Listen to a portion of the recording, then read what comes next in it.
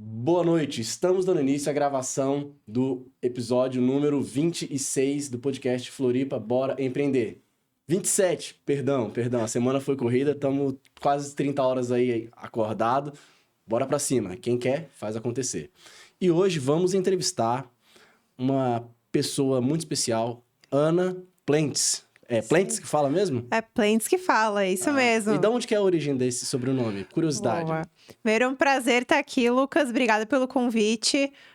Adoro conversar sobre esses temas que a gente está aqui planejando. O Plentes é de origem alemã, né? Alemão.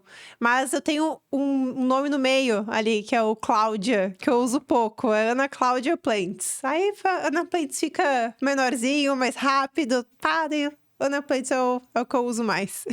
Então, mas aqui fiz questão de colocar ali inteiro, né? Mas aí a gente já vai boa. direto ao ponto. Ana Cláudia Plentes, não vou ler ali, porque aqui a gente vai explicar um pouquinho melhor, brevemente, né? O currículo dá 2, 3 páginas, mas vamos explicar aqui um resumê, né? Quem é Ana Cláudia Plentes?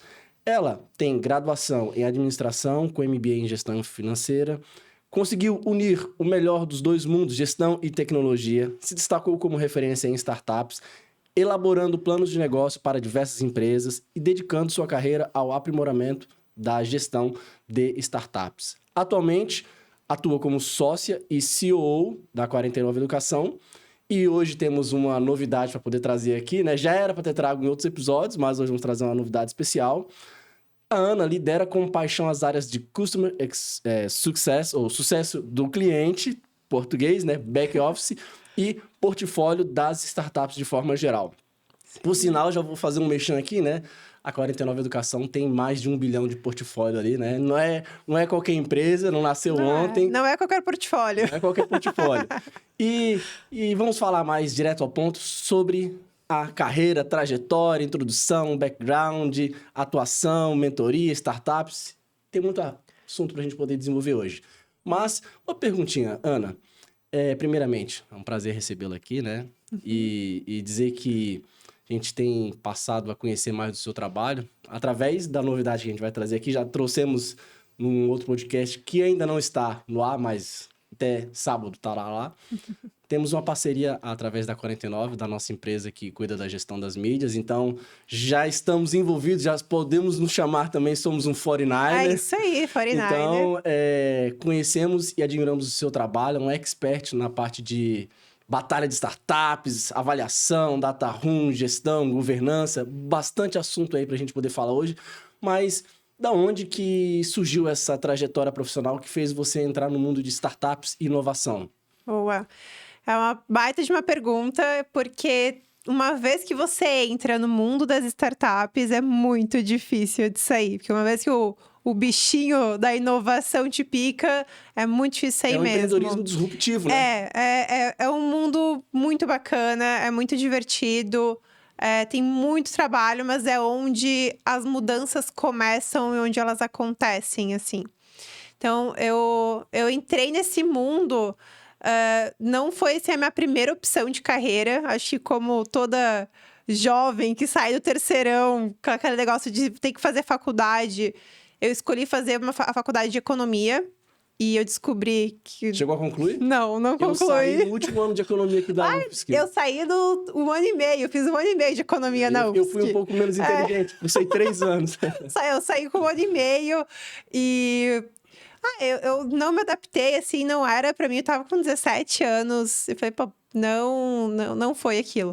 Eu tentei vários outros cursos, assim, bem perdida mesmo. Fiz produção publicitária, eu tentei cinema, biomedicina. Assim, umas coisas muito aleatórias, tentando me achar na vida. E aí eu fiquei muito entre direito e administração. Assim, o que eu faço Ainda e bem tal. que você não fez direito. Brincadeira. Eu tô formado em direito. Por isso Não, que eu tô então... mas eu fiquei muito na dúvida, assim. Os dois eram 2 cursos que me chamavam muito a atenção. E as 2 carreiras me chamavam muita atenção. Mas eu optei por administração. Meu irmão já tinha feito administração. E eu achava muito legal como ele falava, as coisas que ele levava para casa. E optei por fazer administração. Eu comecei a administração com 21 anos. E foi muito louco, porque com 21 anos, quase todas as minhas colegas estavam se formando. E eu estava começando a faculdade.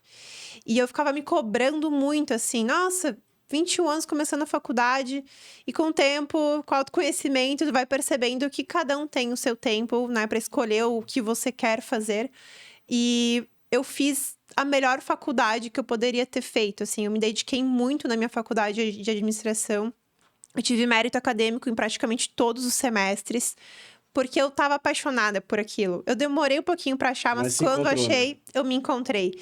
E eu me cresci de forma exponencial num período muito pequeno, sabe?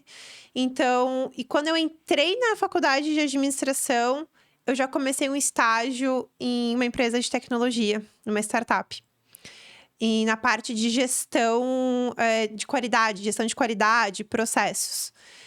E aí eu me apaixonei por toda a visão sistêmica de como uma empresa funciona, de como os processos funcionam, de como uma coisa está ligada à outra, de como indicadores que acontecem ali, se a gente acompanha, a gente ajusta, como isso impacta na eficiência da empresa, na eficiência da startup. Aí eu entrei nessa empresa que ela não era mais tanto startup, estava naquela famosa transição de startup para empresa. E eu implantei ISO 9001, sistema de qualidade, toda essa parte. E aí, só que eu queria mais coisas. Aí eu fui para uma outra empresa de tecnologia, que já era super consolidada no ecossistema de inovação aqui de Santa Catarina. Tinha mais de 2.000 funcionários. E eu entrei para implantar um centro de serviços compartilhados, que é tudo a ver com processo. Então, fiquei 4, 5 anos trabalhando com processos, em gestão da qualidade. Eu fui trabalhar com processos, implantando centros de serviços compartilhados.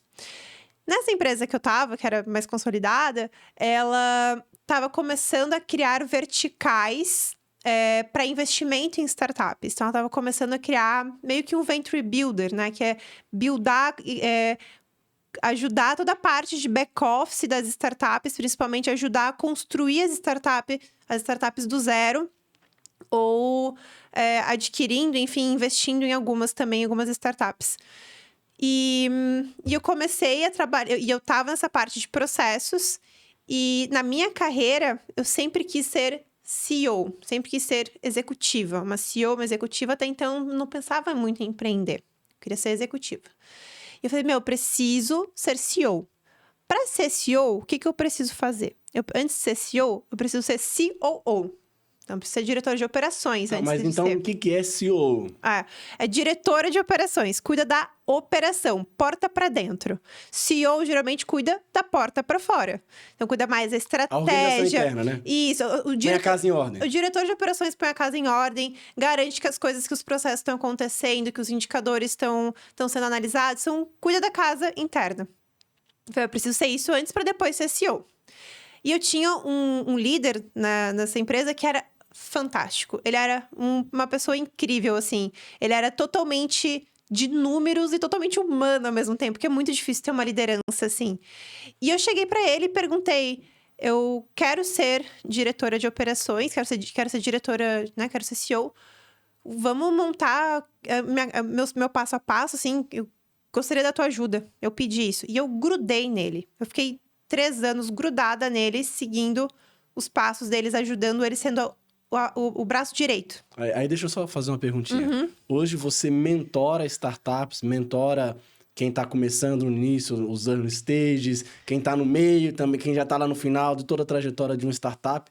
Mas antes de você se tornar uma mentora, você teve mentores, né? Exato. E aí eu acho que o propósito desse podcast é aqui você aprende que a faculdade não te ensina. A faculdade te entrega o conhecimento e você sai de lá achando que agora eu vou dominar, vou arrasar, agora eu sei tudo.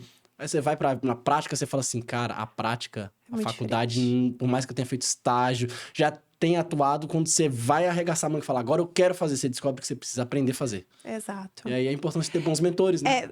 Foi importantíssimo. E um bom mentor é aquele, obviamente, que te ajuda, que te guia, que te dá os passos. Mas existe também o bom mentorado, né? Que faz o dever de casa, que né? faz o dever de casa e que exige do mentor qualidade, que exige atenção, que exige dedicação e que traz dúvidas. Então, existe o bom mentor, existe o bom mentorado também. É a união dessas duas coisas, né? Não adianta ter um bom mentor e não ter um mentorado que se dedica, que quer ir atrás. E eu queria muito ir atrás. Eu fui uma boa mentorada. Eu fui uma boa mentorada. Aluno bom é aquele que enche o saco do professor. Exato, exatamente.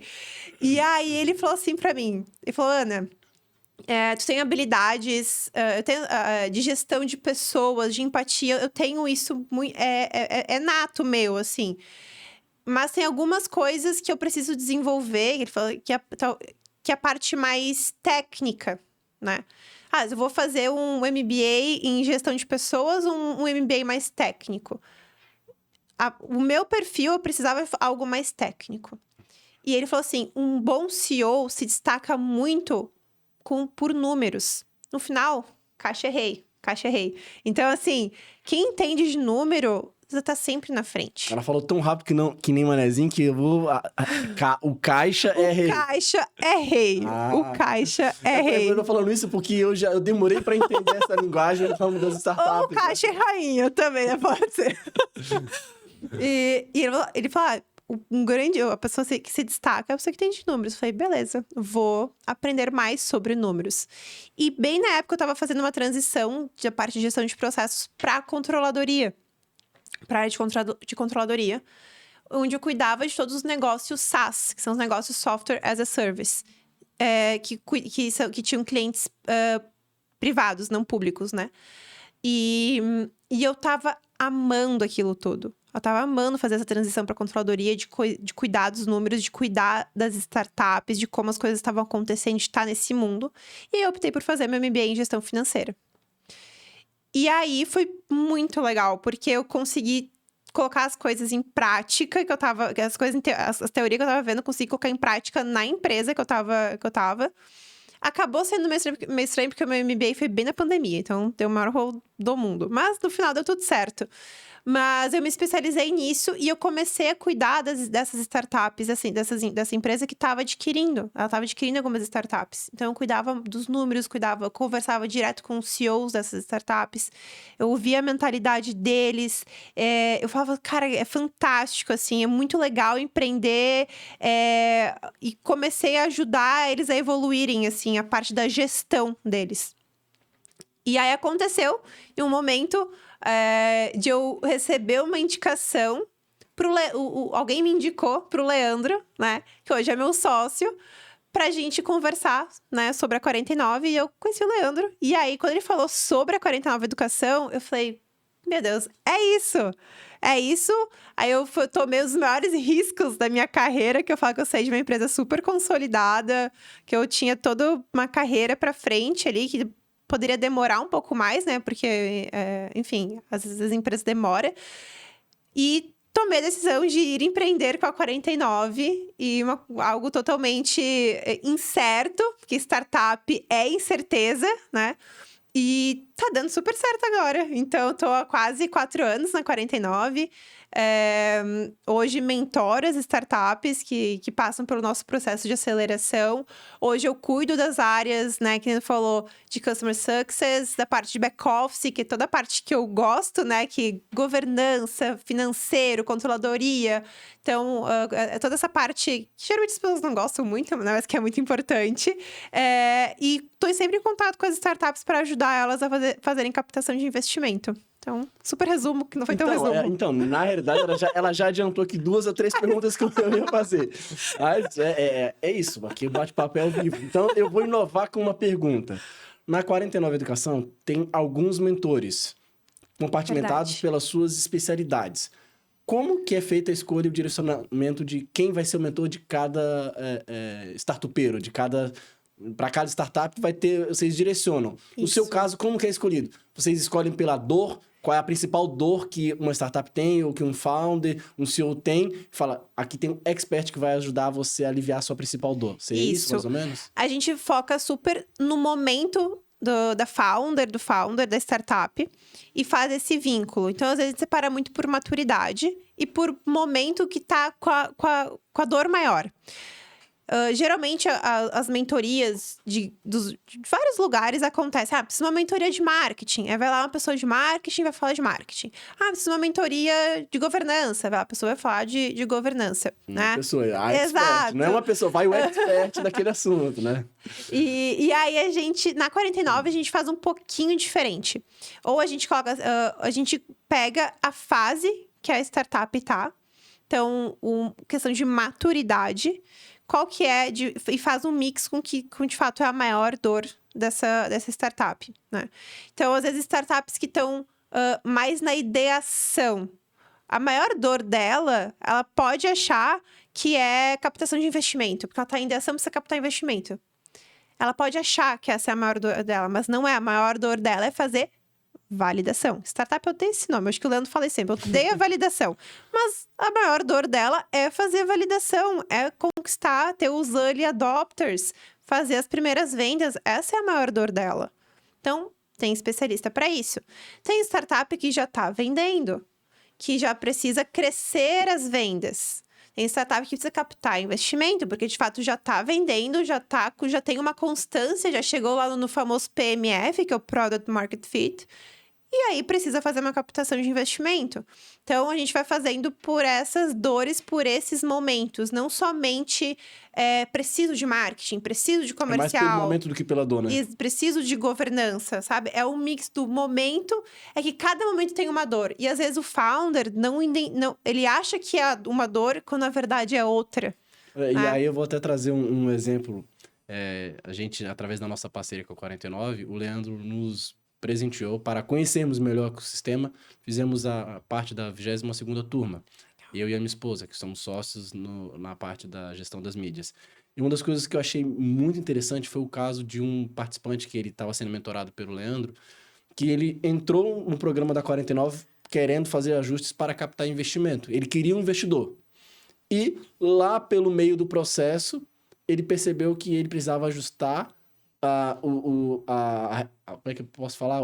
Não só o ICP, mas a parte da regionalidade, como é que é o nome que fala? Sim, da região, da máquina comercial. Isso, Não, ele tinha que ajeitar como é que eu posso falar, gente?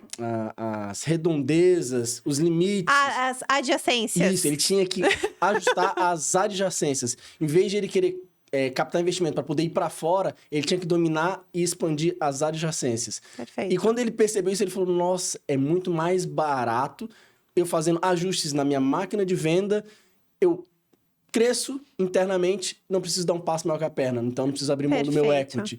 Então, isso ficou muito claro para mim que às vezes a pessoa entra achando, eu preciso isso, essa é a minha dor. Mas entre a dor e a necessidade, aí que tá a importância de ter um bom mentor para poder mapear e falar assim, você precisa fazer esse ajuste, não é interessante isso agora. Então, eu acho muito interessante que não tá lá só, não entrou, pagou, agora tô aqui dentro, não tô nem aí. Não, é do começo ao fim, tendo acompanhamento, mentoria, estratégia, revisão. É isso aí. Tem algumas questões que eu acho super importantes trazer, assim. Isso não é a visão de fora, né, cara? Agora, na tua visão como mentor, se teve algum caso que você pode compartilhar, assim, que você mudou a visão da pessoa? Mas é super... Uma das coisas que eu acho muito legal, vários empreendedores entram na 49, passam pelo nosso processo de aceleração e falam assim, caraca, por que eu não fiz antes? Eu gastei 200 mil, 300 mil construindo várias linhas de código e não tenho um cliente. E aí dá uma dor no coração quando isso acontece, mas só da pessoa, apesar de passar por isso, ter essa consciência e fazer essa mudança de movimento mesmo da startup da pessoa, apesar de poderia ser melhor se fosse antes, já fazer essa mudança agora, tipo, de não gastar dinheiro no lugar errado, né? Queimar combustível, né? Exatamente. E tu tava falando essa questão do equity, de captar investimento. Eu tive uma startup agora, recentemente, aqui nesse último batch, nessa última turma, e ela chegou e falou assim pra mim, Ana, eu queria captar investimento agora, mas eu acabei de fazer uma venda gigante. Se eu demorar mais 3 meses e eu vender mais, talvez eu não faça a captação agora. Eu falei, perfeito, tu precisa captar agora? Vamos falar, quero captar investimento. Captar investimento é pegar uma dívida Você vai pegar uma dívida, um contrato de mútuo conversível, que é o mais padrão, é um contrato de dívida. Você está devendo dinheiro, você não está ganhando 1 milhão e assumindo um compromisso, 400. né, Exatamente, você tem metas, você tem compromissos para fazer com esse dinheiro. Se você pega 1 milhão agora e cede 10% do seu equity, se você vender durante 3, 4 meses mais durante esse processo, quem sabe tu pega 1 milhão e cede 7% do teu equity, 6%, porque teu valuation tá maior, porque tu tá valendo mais do que você vendeu mais. Então, o foco do empreendedor, o foco da empreendedora tem que ser vender. O investimento vai ser consequência para acelerar esse crescimento. E ela decidiu, eu não vou captar agora. Eu vou vender mais e vou captar depois, porque eu tenho runway, eu tenho caixa. Eu fiz as minhas contas, eu tenho caixa, mas para tantos meses, eu consigo não captar agora. O que o founder também não pode fazer é esperar o dinheiro acabar e captar investimento a qualquer custo, e que você pega qualquer investidor com um equity muito alto, porque se você não captar, Shark Tank, né? você vai morrer. É o Shark Tank da vida, né? Precisa de dinheiro a qualquer custo, vai lá, não, 50%. 50% daqui a pouco você não sobrou nada para você. Exato, exatamente. Então, eu acho que isso que é o processo educacional que tu então, traz por isso que aqui. se chama lá no final 49, educação. Que você não aprende isso na faculdade, né? Você aprende isso com experiência, né? De pessoas que já passaram por isso. A 49 já tem mais de 2.000 startups aceleradas. A gente já viu muita coisa acontecer com elas. Então, quando chega alguma startup pra gente com alguma dor, com alguma dúvida, raramente a gente não viu aquele problema. Raramente a gente já não viu aquele problema acontecer e a gente já não pensou numa solução. Óbvio que acontece coisas novas. Mas a gente já tem muita experiência com outras startups para ajudar a resolver esses problemas, essas dores que elas vêm pra gente, sabe? Eu acho que isso é muito importante, isso é muito relevante, né? E deixa eu te fazer uma perguntinha. Em relação a 49 Educação, como CEO da 49 Educação, quais são as principais responsabilidades, desafios e as atribuições assim, diárias?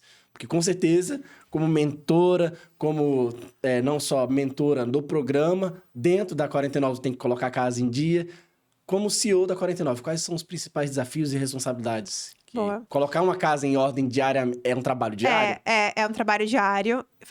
Ser CEO é hábito. E é a sua casa, literalmente, porque você é sócia. Você não tá ali só prestando serviço de CEO. Não, exatamente.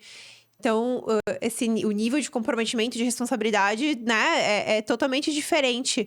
Mas o nosso time, ele veste muito a camiseta, assim, da 49. Ele é muito apaixonado pelo que a 49 faz. A gente sempre fala isso, assim, o produto que a gente tem impacta de verdade as pessoas, assim. Quando a gente faz o Demo Day, que é o último dia lá de apresentação, as pessoas, elas mudam muito, porque a gente tá mudando a vida das pessoas ali, né? Ajudando elas a crescerem o seu negócio, que isso muda a vida da família desses empreendedores, né? Mas para que isso aconteça, que o diretor de operações faça essas questões do dia a dia acontecer, eu falo que operação é hábito, é processo. Então, é definição de rito, é gestão do time. Então, é conseguir criar essas rotinas para a equipe. Porque todo mundo na 49 é home office. Chegam várias startups para a gente também que são home office e estão com dificuldade na gestão do time. Um diretor de operações tem que definir quais são os ritos e quais são os movimentos de gestão da equipe. É daily, é sprint planning, é review. O que tem que fazer? Quais são esses ritos? Porque é hábito de fazer cobrança, de fazer checklist, para que as coisas aconteçam, que as coisas não entrem no esquecimento. Então, uma das minhas atribuições é definir isso. Você tá sempre olhando para os times e vendo o que a gente tem que ajustar? Como é que tá isso? Não pode travar, né? Não pode travar. É olhar os indicadores, né? Cuida da casa para dentro. Exemplo, a gente tem um indicador lá que é a inadimplência. A gente trabalha com educação, existe inadimplência na educação. A educação É uma das verticais que mais tem inadimplência. É cultural, né? As pessoas cultural. não têm o hábito de investir e entender a importância daquilo, né? E aí, beleza, a gente tem inadimplência, mas a gente também tem que vender. Então, fazer a calibragem entre o que eu consigo ajustar no meu discurso comercial de forma de pagamento, por exemplo, com o meu indicador de inadimplência, eu não tenho isso escrito em pedra. Eu converso com a gestão que faz o financeiro, converso com o comercial e o time, e a gente vai ajustando, vai calibrando essas questões. Então, a gente sempre vai conversando. O diretor de operações, ele tem que ter essa visão sistêmica de o quanto eu gastar de Google Ads vai impactar no meu CAC. O quanto eu ir naqueles eventos vai impactar no meu CAC, no meu custo de aquisição de cliente. Então, o diretor de operações tem que estar sempre ligado nessa visão sistêmica de como uma coisa impacta a outra. O que o marketing tem a ver com o financeiro? Tudo. O que o marketing tem a ver com o Customer Success, que é onde o time hoje faz o onboarding das startups, recepciona as startups. O tipo de perfil que vem no marketing, que é o tipo de onboarding que a gente vai ter. Então, as coisas estão muito conectadas. E essa visão sistêmica é importantíssima no diretor de operações. Mas deixa eu pedir agora um esclarecimento aqui, Claro. até porque para o público que acompanha o nosso podcast, talvez a gente fala numa linguagem um pouco mais... Perdão. Não, tá tudo certo. A gente fala uma linguagem um pouco mais simples, né? Que quase todo podcast a gente menciona isso. Uma empresa, ela gira em torno de 3 P's. Isso eu aprendi na pós em gestão que eu fiz. Estratégica de negócio e serviço.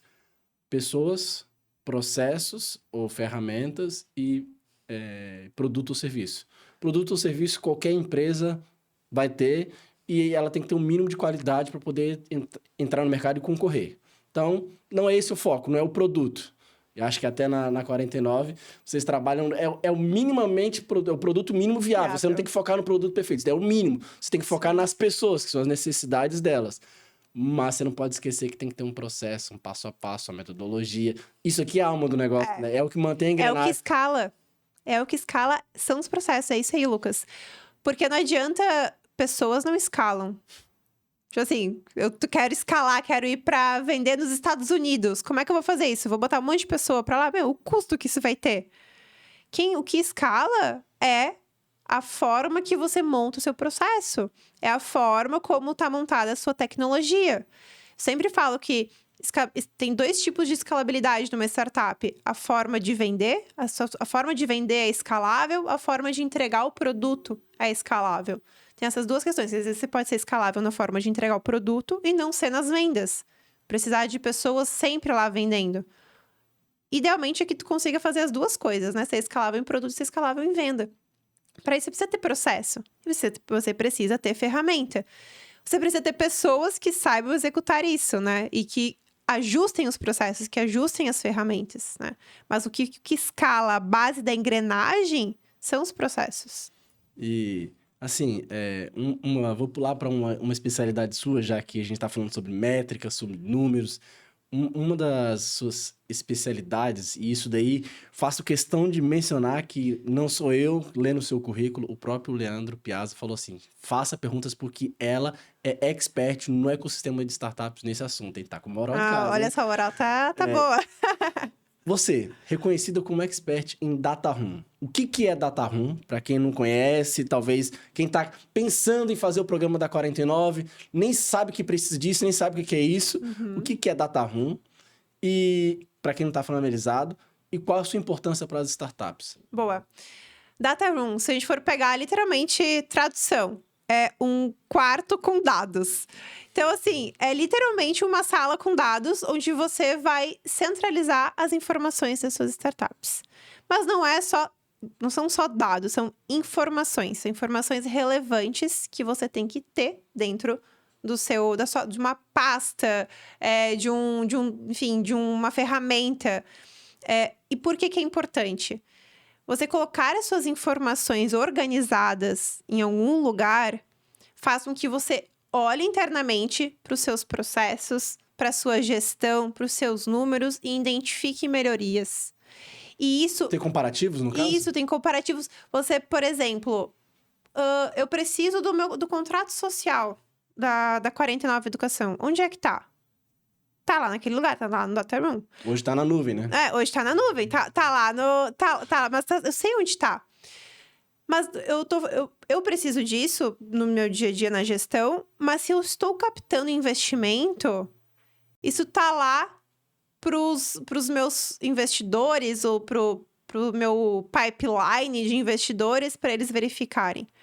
Então, o meu Data Room é a minha organização, é o nível de governança que eu tenho que ter e onde eu me comunico com as pessoas, principalmente com os investidores, onde eu me comunico com eles e falo, olha, a minha empresa, a minha startup tem todas essas informações organizadas.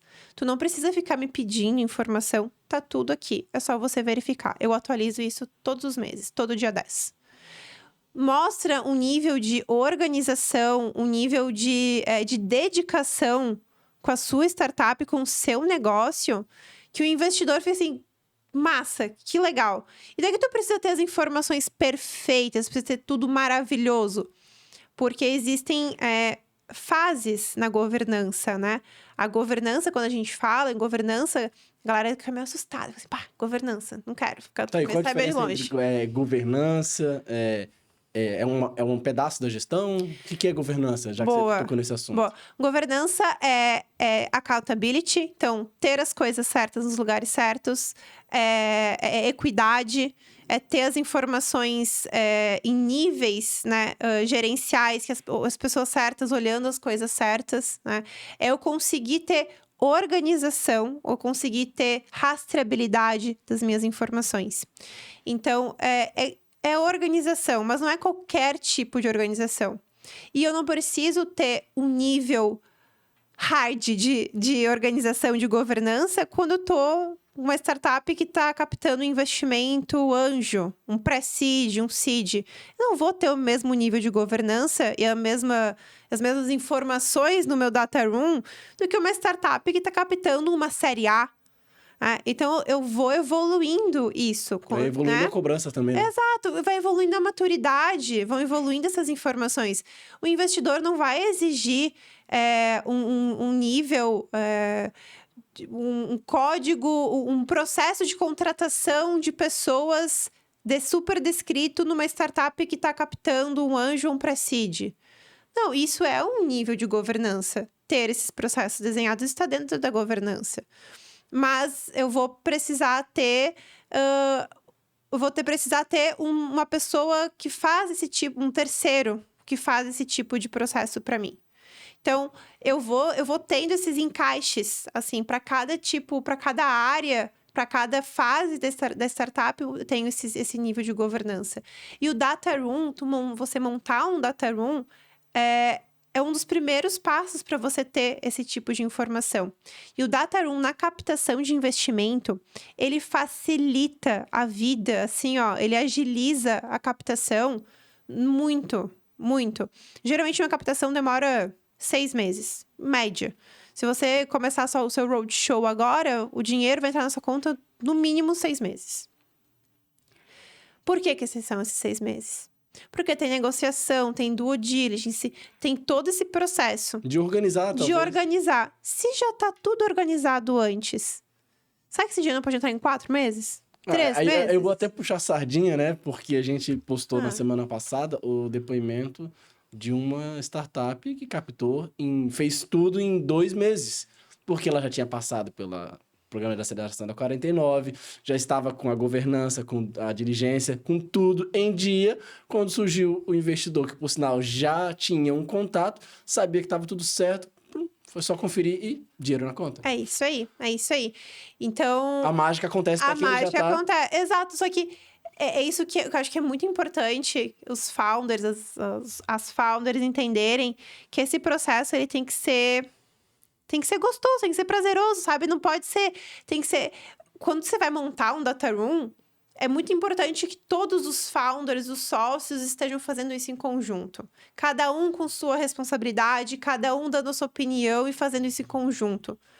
Porque isso geram discussões, geram melhorias de forma geral, assim, no organograma, naquele contrato social que tinha que ter arrumado e não arrumou ainda, sabe? Vão fazendo esses ajustes, assim. Então, tem que ser um processo de, nossa, tô botando a ordem em casa pra crescer, sabe?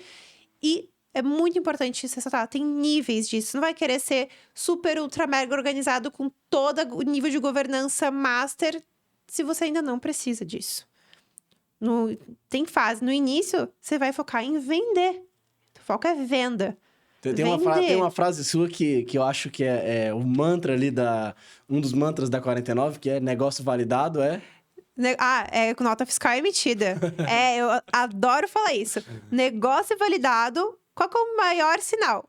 Uma notinha fiscal emitida. É o que? Cliente pagando para isso. Quer dizer que o meu negócio tá validado, que tem gente que tem demanda. Então, o resto é a organização da casa. Não adianta querer organizar se nem validou, né? Exatamente. Então, tem todo esse processo de validação antes. Isso são para startup que já fez o processo de validação. Mas, todo o meu processo de validação, já tem que montar o meu data room? Cara, o que custa tu abrir uma pasta no Drive, no OneDrive, escrever data room, tracinho, nome da startup, e botar os documentos legais lá, o teu registro de marca, o teu contrato social. Vai colocando as coisas lá para pelo menos ter as coisas organizadas, sabe? Então, é mais esse sentido. Porque depois, quando quiser fazer a captação, vai ser muito mais rápido. Perfeito.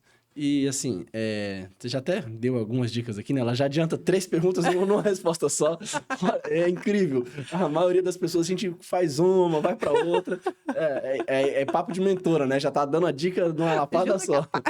Mas, assim, como a boa gestão de um data room pode impactar a captação de investimento para uma startup? Já teve um caso, assim, a gente diz que empreender, além de assumir riscos, errar, não tem medo de errar, mas corrigir rápido. Erre rápido, Perfeito. Erre muito, corrija muito. Não é o quanto que você erra, o quanto você está disposto a corrigir. Errar, corrigir. Já teve algum caso de alguém que estava tudo lindo, perfeito, mas lá no final da due diligence, viram que tinha um detalhezinho. Data room faz a diferença na captação de investimento? Faz. A máquina de vendas está bem, a empresa já tem um respeito, já tem uma certa uma startup já tem uma certa consolidação, porque um dos pontos que eu acho, estudando um pouco da linguagem da 49, das startups, como é que eu posso dizer a palavra certa? A reputação também conta. Então, ela já tem uma reputação entre os investidores, mas alguém fala assim, não, tá tudo certo, só me passa os dados que a gente só vai verificar que já tá tudo certo. Aí chega lá e... Sim. Aconteceu um caso... tem dentro do Data Room tem várias pastas que você precisa montar, assim. Tem a pasta sobre a startup. Aí você coloca lá o Q&A com as principais perguntas que geralmente fazem sobre a startup. Tem a pasta de marketing, tem a pasta de produto, tem a pasta de passado, que é a parte de RA, balanço, a pasta de futuro, que são as projeções financeiras. Dentro da pasta de marketing, eu sempre recomendo para as startups fazerem uma planilha com todos os sites e as notícias que a startup já saiu. Por quê? Porque lá facilita para a pessoa... Porque quem analisa o Data Room é o analista de investimento do VC, do anjo. Não é o investidor, né? Só pra gente falar. É o analista que faz isso. E ele analisa, sei lá, vamos dizer que ele analisa umas 30 startups por dia. Então, se tu já tá com as coisas organizadas, tu facilita a vida dele e já deixa ele mais feliz. Então, se tu faz essa pastinha com todos por exemplo, as mídias que você já saiu, olha, eu saí nessa mídia e por causa disso, disso e disso. E teve uma startup que saiu numa mídia com uma notícia não muito boa. E a startup colocou essa notícia. Ela não tinha vergonha daquilo, sabe? E aí, quando ela mostrou que já tinha noção daquilo, e lá do ladinho estava escrito, enfim, o que aconteceu e tal, qual foi, quando chegou para o investidor, que ele faz aquela pesquisa da startup, ele, já tá lá, vou conversar com a startup sobre isso. Não foi um no-go. Foi um momento de conversa importante entre startup e futuro investidor, que gerou essa conversa, mas mostrou confiança do investidor. Não tinha nada No para founder. esconder, Não né? tinha nada para esconder, porque essa é a pior parte. O investidor, ele tá lá para ajudar o founder, a founder. Então, a startup ela não tem que ter vergonha de passar por alguma coisa que passou e corrigiu. Ou eu tô com esse problema, eu preciso da ajuda do investidor. Ele tá lá para ajudar. Então, não dá para esconder nada debaixo dos panos. Você tem que ser claro com as suas informações. Então, ele tá lá para ajudar. Então, isso não foi um no-go, mas gerou uma conversa mais intensa que no final deu certo. Eu gosto de falar, eu li um livro que se chama Velocidade da Confiança. Acho que toda vez eu falo isso. Eu li esse livro, A Velocidade da Confiança. E a Velocidade da Confiança, ele fala que o quê? Existem 2 tipos de confiança.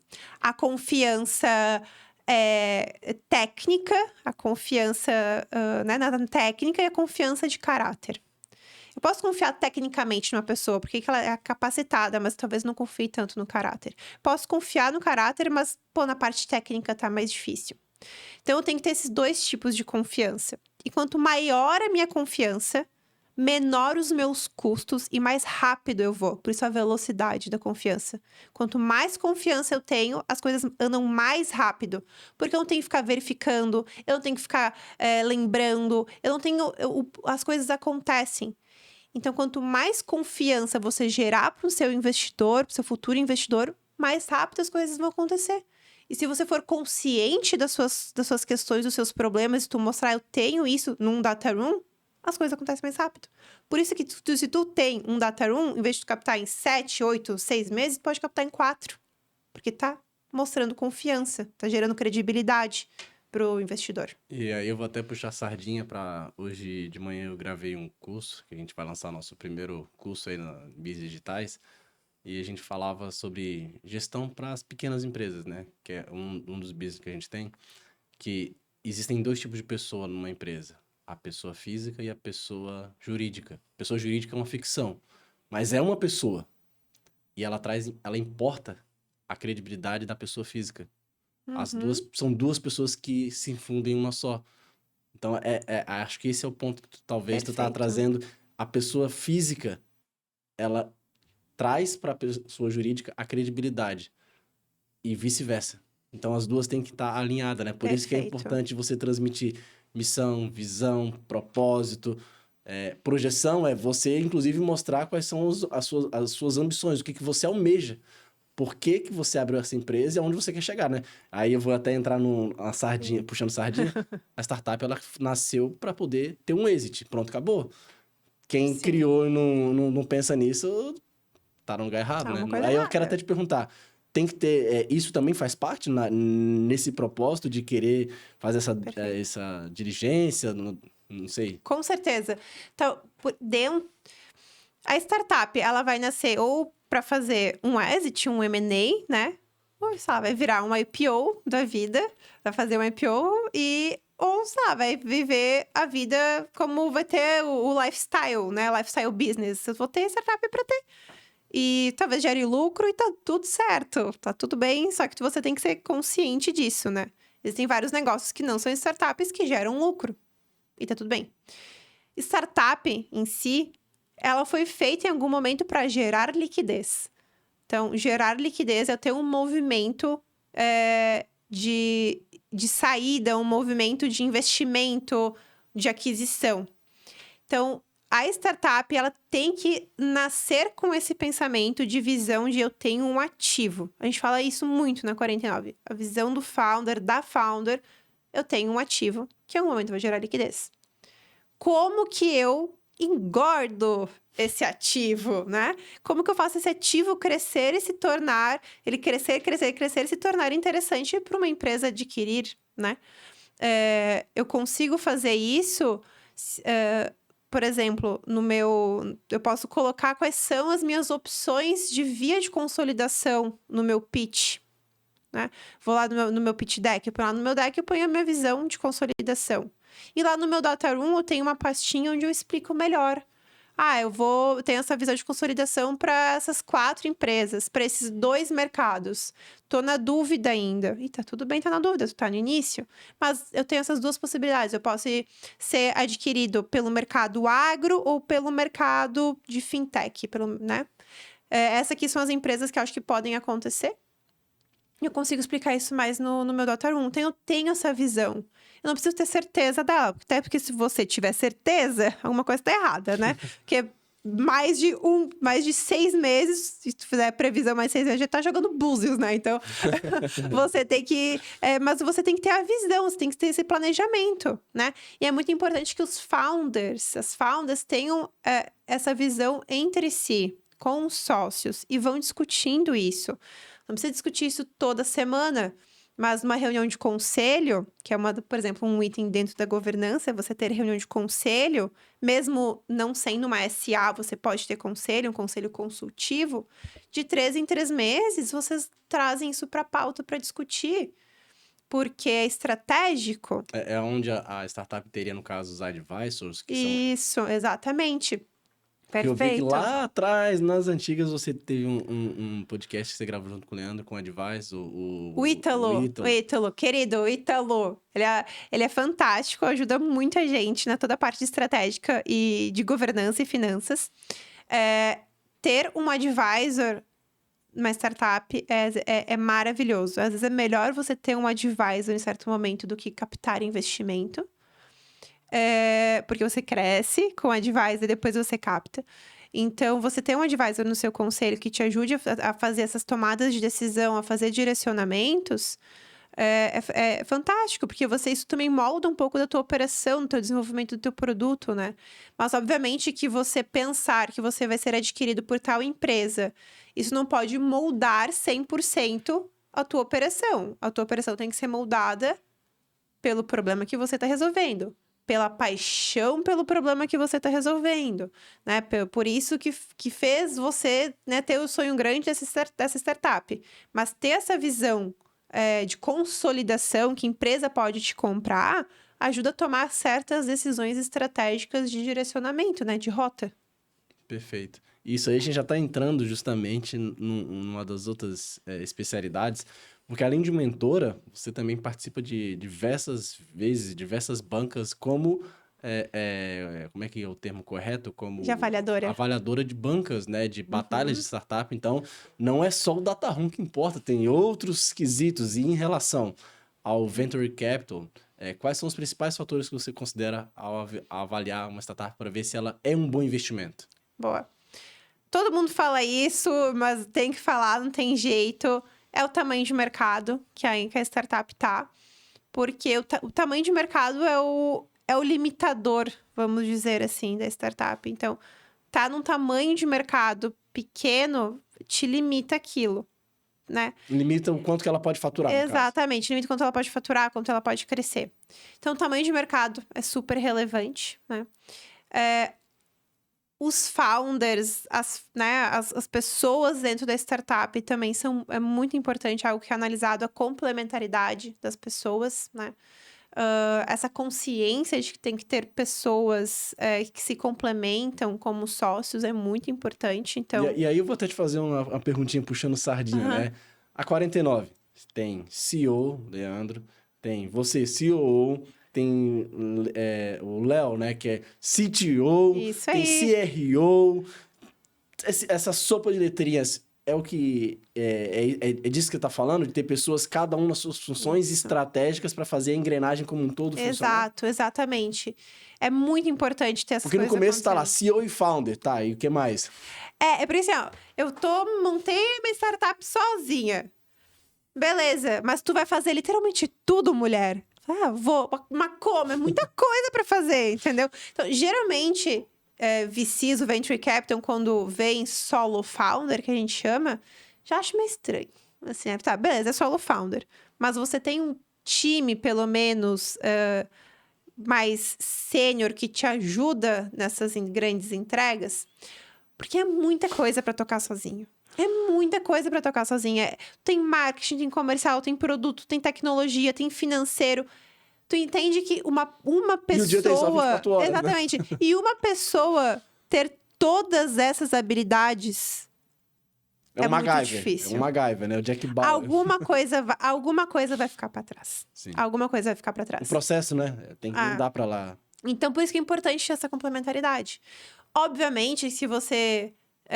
às vezes tá você mais um founder, vocês um sócio. Vocês fazem essa divisão e aí, com o tempo, vão acrescentando pessoas, né? Por isso que existe, na startup, toda a questão de stock options, de vesting, né? Que são essa parte que startup não consegue pagar, às vezes, um C-level. Você não consegue pagar um diretor. Porque diretor em startup é tipo coordenador, né? Tipo assim, diretor de startup executa igual é operação junto. Todo mundo trabalha, arregaça a mão. Exatamente. Mas você...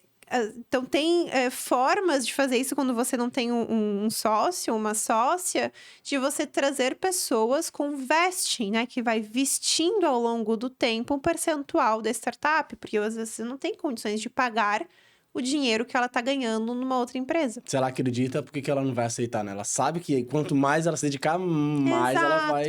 É um investimento de longo prazo, de médio e longo prazo. E isso me faz pensar que empreender e fazer esse movimento, você tem que se preparar financeiramente para isso.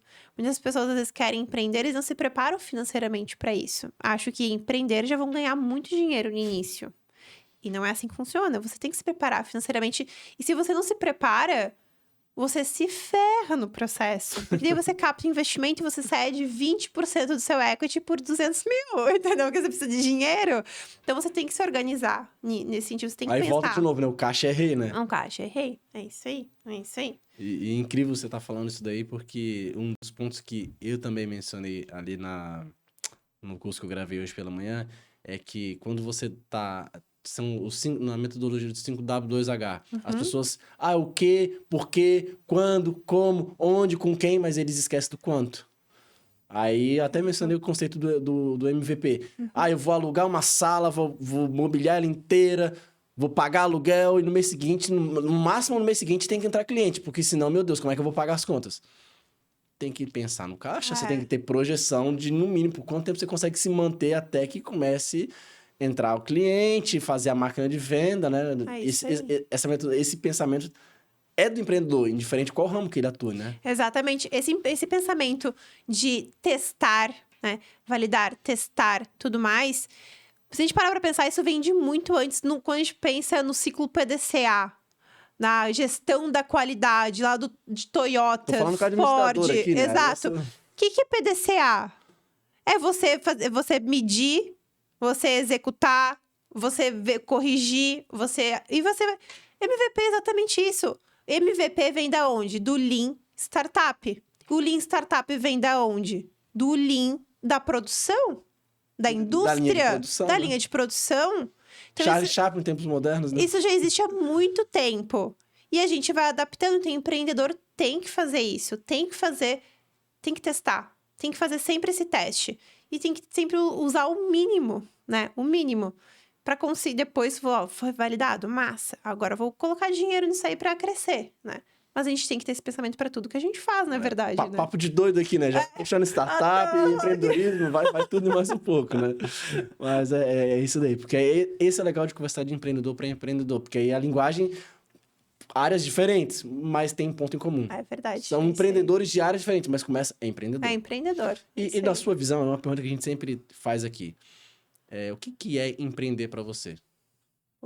Para mim, empreender é resolver um problema da sociedade, de alguma forma. Assim, empreender é resolver algo que alguém até agora ainda não resolveu do jeito que você acha melhor, do jeito que o teu cliente acha melhor.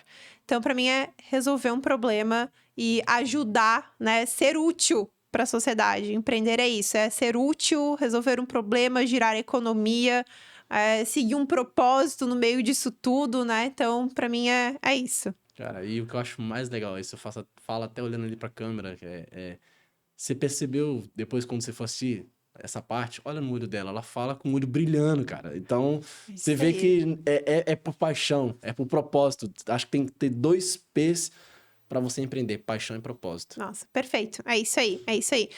E existem formas de você empreender. Às vezes você não sabe como empreender. Faz 49 Educação, mas, mas você pode conversar com Ou outro... se não for da área da startup, pode começar ali pelo curso que eu gravei hoje de manhã, né? O beabá, É isso aí. os baby steps, né? Depois aí pode ir lá pra 49, que os caras são fera. Os caras não, né? Elas só tem de fera lá. Só gente fera. Mas é porque às vezes você olha para empreendedorismo e fica assim, caraca, é difícil. Sim, é muito A difícil. faculdade não te ensina a empreender. Não Ela te dá o ensina. conhecimento, a parte técnica e o prático. É. E o estágio. O estágio não te prepara pra você. Agora eu sentei na mesa, eu tenho que tomar as decisões. É. Se eu acertar, ganho o meu. Se eu errar, eu assumo o prejuízo. Isso aí a gente só aprende no dia a dia, assim mesmo, de estar empreendendo, das consequências mesmo da tomada de decisão. Porque até então, quando você toma uma decisão numa empresa, você é CLT, e tá tudo certo, a consequência ela é muito mais alta para quem tá empreendendo ali, né? Então, assim, a consequência é do sócio, do empreendedor. Porque a decisão, ela... essa decisão impacta muito mais, né? Na vida de quem tá empreendendo. E eu acho que eu falo que às vezes a gente não sabe como empreender, mas tem muita coisa que ensina e que dá esses toques. Se você achar um sócio, eu acho que isso é sempre fantástico. Eu tenho o meu exemplo, eu nunca tinha pensado em empreender. Eu fiz faculdade de administração.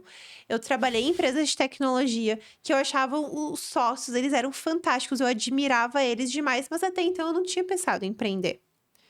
Mas quando eu comecei a entrar no mundo de startups e vi pessoas mudando o mundo em relação a isso, falei, nossa, eu quero fazer parte dessa diferença. Eu comecei a empreender na 49, onde a 49 já existia. Então, assim, dá para fazer esses tipos de movimento. Quem pensa na sua carreira nesse sentido, né? Então, eu acho que tem muitas opções que você consegue se dedicar e ir atrás para você estar nesse mundo do empreendedorismo. E assim, já nos finalmente, eu queria te fazer uma pergunta, assim. Que conselhos você daria para os empreendedores que estão começando agora? Talvez eles ainda estão na fase da ideação lá. Ah, eu tenho uma ideia que pode ser vai revolucionar um negócio, uma ideia que vai ser uma startup unicórnio. Geralmente deve ouvir essa frase, né? Que conselho você daria para transformar essa ideia num negócio, formatar? Porque na 49 fala muito em aceleração. Uhum. Mas é uma ideia, e um dos slogans da 49 é do zero à captação de investimento. Que conselho você daria para um empreendedor que tem uma ideia brilhante, além de faça 49? Boa. Primeiro de tudo, escute o cliente, então entenda qual é o problema que você resolve. Eu acho que isso é uma das maiores questões que acabam acontecendo, é quando você tem uma ideia e quer empreender. Mas qual é o problema que você resolve? Eu tenho uma ideia que vai solucionar esse problema.